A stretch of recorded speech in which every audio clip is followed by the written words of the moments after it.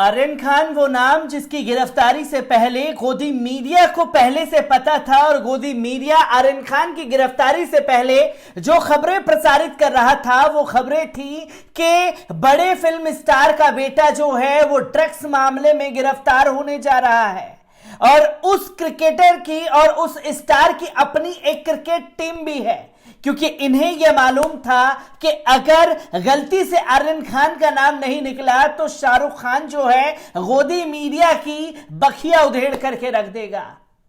और जैसे ही आर्यन खान के नाम की पूरी कहानी दुनिया को दिखाने की कोशिश की जाने लगी और आर्यन खान के नाम पर जिस तरीके के चीचा लेदर देखने को मिला सोशल मीडिया और मीडिया में, जो कहानी दिखाई जानी थी वो आप लोगों तक दिखाई गई। अब कहानी में इंटरवल आ चुका है और इंटरवल की कहानी जो है बड़े ही दिलचस्प मोड़ पर पहुंच गई है। एक पूरी खबर को रखने से पहले आप लोगों के सामने ये बात रखना चाहूंगा, एक मूवी आई थी नमक हलाल, और जो नमक हलाली का काम एनसीबी के अधिकारियों ने किया है वो दुनिया ने देख लिया है। और एनसीबी ने जो नमक हलाली की है तो नमक हलाल का ही एक गाना था कि शिकार खुद यहां शिकार हो गया, ये क्या गजब हुआ, ये क्या जुल्म हुआ, न जाने तू न जानू मैं। हकीकत में यही हुआ है और अब एनसीबी आर्यन खान के मामले में बुरी तरीके से फंस चुकी है और एनसीबी जो फंसी है उसकी धनिया उधेड़ करके रख दी है शिवसेना ने। और खासतौर पर आर्यन खान के मामले में महाराष्ट्र सरकार जो खुल करके सामने आई है उसने एनसीबी को, और एनसीबी किनके इशारों पर काम कर रहा है, उनकी जड़ें खंगाल करके रख दी हैं और अब एनसीबी अधिकारियों के ऊपर ही कार्रवाई करने का मन जो है महाराष्ट्र सरकार ने बना लिया है। एक एक कर आर्यन खान केस में कई बड़े खुलासे हुए हैं, उन खुलासों को आपके सामने रखूंगा, क्योंकि इससे पहले यह बताया जा रहा था कि 25 करोड़ की मांग जो है वो की गई थी शाहरुख खान से, 18 करोड़ में डील फिक्स भी हो गई थी। फिर उसके बाद शाहरुख खान ने वो पैसे देने से इनकार कर दिया। तो आप ये कह सकते हैं कि आर्यन खान का जो भारतीय जनता पार्टी का नेता पहली तस्वीर में दिखाया गया था, एनसीबी और भाजपा के नेताओं ने मिलकर के आर्यन खान का सामूहिक अपहरण किया है। सोची समझी रणनीति से शाहरुख खान के नाम को घसीटा गया है। ये तमाम खुलासे हो रहे हैं और एनसीबी अधिकारी समीर वानखेड़े को लेकर के भी नवाब मलिक ने अपने खुलासे से हड़कंप मचा दिया है और भाजपा में खलबली मचा दी है। और वहीं संजय रावत जो पहले ही कह चुके हैं कि भारतीय जनता पार्टी जहां से अपनी सियासत की क्लास ले रही है वो स्कूल के हेडमास्टर रह चुके हैं। तो संजय राउत ने भी आर्यन खान को लेकर के अपना बयान जाहिर कर दिया है। तो वहीं आपने देखा कि नवाब मलिक ने भी कई बड़े खुलासे किए हैं। किस तरीके से खुलासे नवाब मलिक ने किए हैं, एक बार इस पूरी प्रक्रिया पर नजर डालते हैं।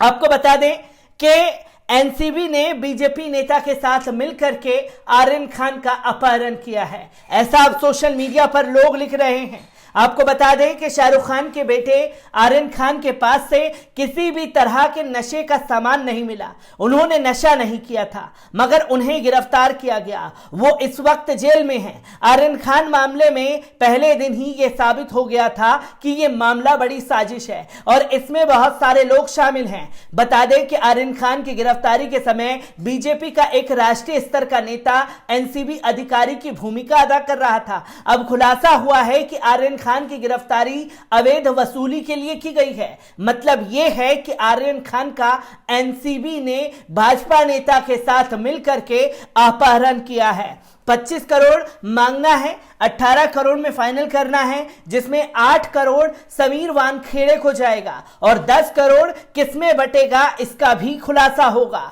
इस मामले में गवाह प्रभाकर सैल ने एक एफिडेविट के जरिए बताया कि गोस्वामी के कहने पर वो येलो गेट पहुंचे। उन्होंने गोस्वामी को कहते सुना कि 8 करोड़ समीर वानखेड़े को देने हैं। एनसीबी ने गवाह बनाकर 10 ब्लैंक पेपर दस्तखत ली।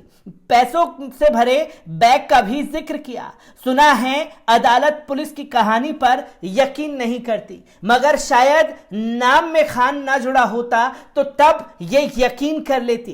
टाइम्स नाउ जीटीवी कह रहे हैं कि आर्यन खान के लिए एसआरके से 25 करोड़ की वसूली की गई थी। तो ये पूरी कहानी जो है अवैध वसूली की कल ही सामने आ चुकी थी, और आज एक और बड़ा खुलासा जो है नवाब मलिक ने कर दिया। नवाब मलिक ने क्या खुलासा किया है इसके बारे में भी जान लेना जरूरी है। महाराष्ट्र में ड्रग्स केस की जांच कर रहे एनसीबी के जोनल डायरेक्टर समीर वानखेड़े पर अब नया आरोप लगा है। अब महाराष्ट्र के मंत्री नवाब मलिक ने उन पर जाति का फर्जी सर्टिफिकेट बनवाकर सरकारी नौकरी पाने का आरोप लगाया है। नवाब मलिक ने एक बर्थ सर्टिफिकेट की कॉपी शेयर की है। दावा किया है कि यह बर्थ सर्टिफिकेट समीर वानखेड़े का है। इसमें पिता का नाम दाऊद वानखेड़े लिखा है, वहीं धर्म की जगह पर मुस्लिम लिखा है। बता दें कि इससे पहले समीर वानखेड़े पर भ्रष्टाचार के आरोप लगे थे। ये आरोप क्रूज केस के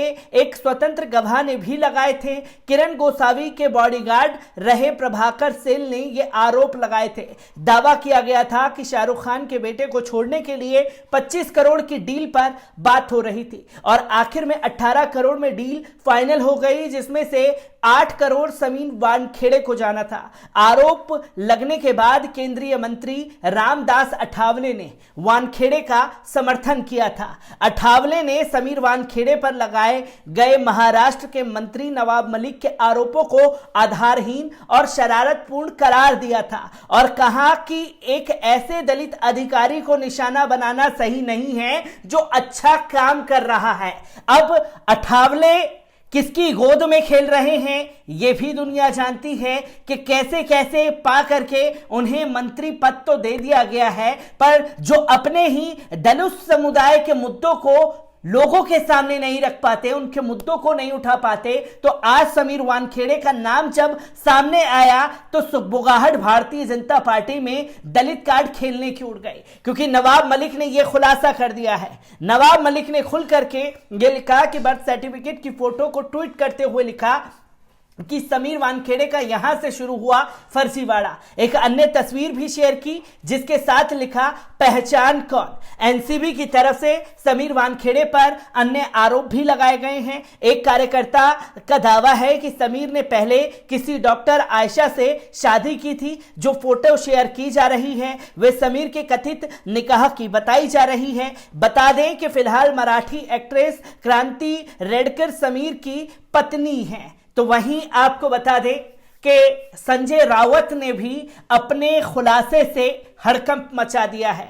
संजय राउत ने खुल करके आर्यन खान के समर्थन में अपनी बात रखी है और कहा है कि क्रूज ड्रग्स मामले को लेकर एनसीबी के काम करने के तरीके को लेकर शिवसेना और एनसीबी ने मोदी सरकार की घेराबंदी तेज कर दी है।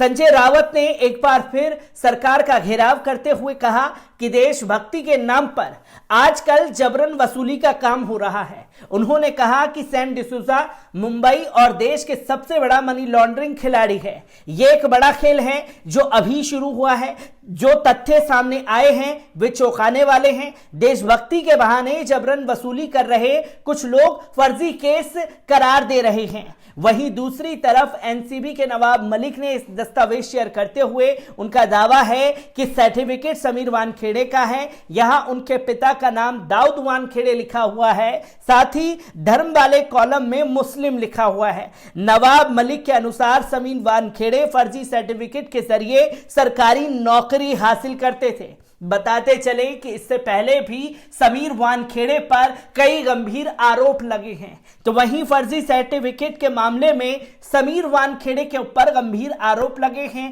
फर्जी जिस तरीके से वो वसूली करते थे इसके भी आरोप समीर वानखेड़े पर लगे हैं। अगर आर्यन खान के केस की बात की जाए तो समीर वानखेड़े वो अहम सूत्र हैं जिन्होंने पूरे जाल को बुना आर्यन खान को पकड़ने के लिए, और आर्यन खान की जब गिरफ्तारी हुई तो किस तरीके से हिंदू मुस्लिम एंगल दे करके इसे कॉम्युनल बनाने की कोशिश भी की गई एनसीबी द्वारा। जहां शिकार करने के लिए समीर वानखेड़े चले थे अब खुद ही शिकार हो गए हैं।